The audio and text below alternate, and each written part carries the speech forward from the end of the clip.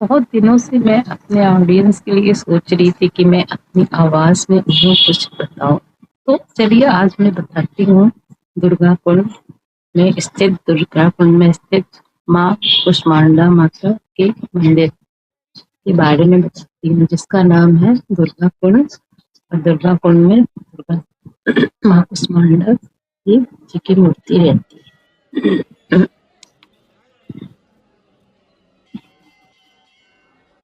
वाराणसी के दुर्गा कुंड में स्थित माँ कुष्मांडा मंदिर सृष्टि की आदि स्वरूपा अनंत ऊर्जा और अष्टभुजा देवी के रूप में प्रसिद्ध है। मान्यता यह भी है कि यहाँ स्थापित प्रतिमा स्वयं प्रकट हुई थी और यह तांत्रिक विषय यंत्र पर निर्मित है, जो भक्तों को आरोग्य, शक्ति और सुख समृद्धि प्रदान करती है। नवरात्र के चौथे दिन यहाँ विशेष पूजा होती है और ये कुष्मांडा माँ का ही दिन होता है, नवरात्र का चौथा दिन। स्वयंभू प्रतिमा है, ये स्वयं प्रकट हुई मूर्ति है। मान्यता के अनुसार मंदिर में विराजमान देवी की मूर्ति किसी मनुष्य द्वारा नहीं बनाई गई, बल्कि वह स्वयं प्रकट हुई है, जो भक्तों को बुरी ताकतों से रक्षा करती है। सृष्टि की रचयिता आदि शक्तिमान कुष्मांडा जी को ब्रह्मांड की रचना करने वाला बताया गया, जिन्होंने अपनी मंद मुस्कान से ब्रह्मांड के अंधकार को दूर किया था।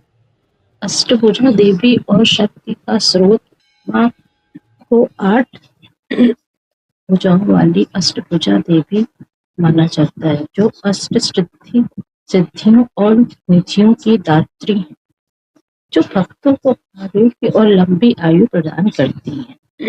बीसा यंत्र पे आधारित मंदिर, यह प्राचीन मंदिर 20 कोणों वाली एक तांत्रिक संरचना बीसा यंत्र पर आधारित है। तंत्र साधना के लिए भी यह मंदिर विशेष रूप से जाना जाता है।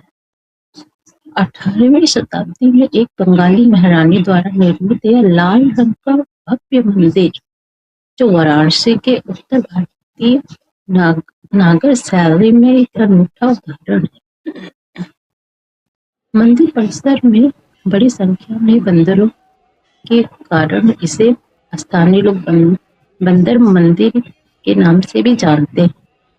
नवरात्र के चौथे दिन यहाँ भक्तों की भारी भीड़ उमड़ती है, जो अपनी हर मनोकामना पूरी होने के लिए कामना के साथ यहाँ दर्शन करने आते हैं। तो मैं आपको इसी भक्ति के दिवस पर और महिला दिवस पर माता रानी की शक्ति से संबंधित कुछ बेहतरीन भक्तियां आपको सुना रही हूँ। तो मुझे तो फर्स्ट टाइम ऐसे कर रही हूँ, जैसे नारी शक्ति और माता रानी का संबंध नारी केवल एक स्त्री नहीं बल्कि साक्षात आदि शक्ति का स्वरूप है। जब जब पृथ्वी पर विपदा आती है तब तब नारी शक्ति माँ दुर्गा और भवानी के रूप में अवतरित होकर दुष्टों का नाश करती है और घर परिवार की रक्षा करती है।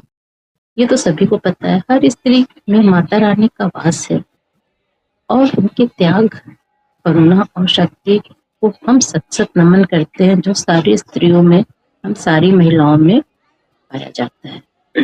नारी करुणा की पहचान, तो ये पता है कि नारी के अंदर करुणा होता है और वह ईश्वर के समान ही है, क्योंकि जिसके अंदर करुणा है, दया है, भावना है, वो ईश्वर के समान। घर को स्वर्ग भी नारी बनाती है।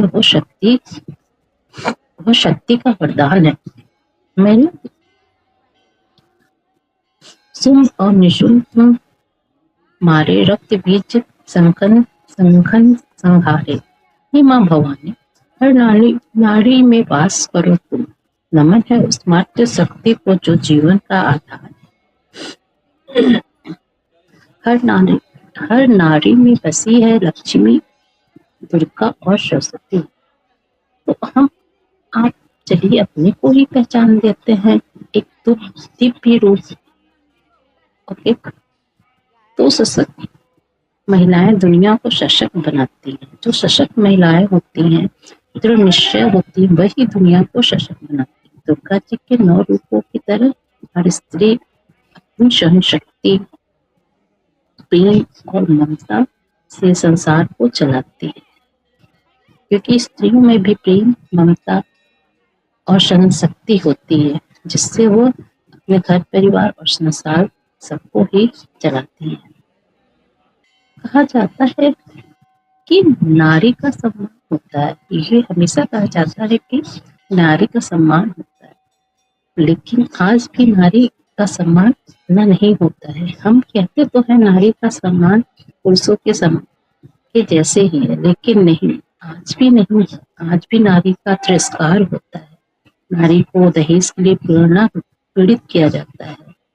नारी को हर जुर्म नारी ही सहती है, क्योंकि एक वो माँ होती है, बहन होती है, हर चीज नारी होती है। वहाँ देवताओं का वास होता है, और ये भी कहा जाता है कि नारी का जहाँ सम्मान होता है वहाँ देवताओं का वास होता है, और जहाँ सम्मान नहीं होता है वहाँ फिर क्या कर सकते हैं, आप समझ ही सकते हैं।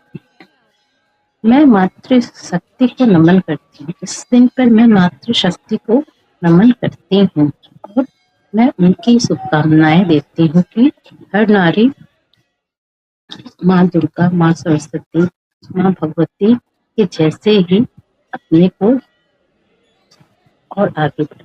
तो आज के लिए इतना ही। अगर आपको मेरी आवाज, मेरा बताया हुआ थोड़ा सा आपको समझ में आया तो धन्यवाद।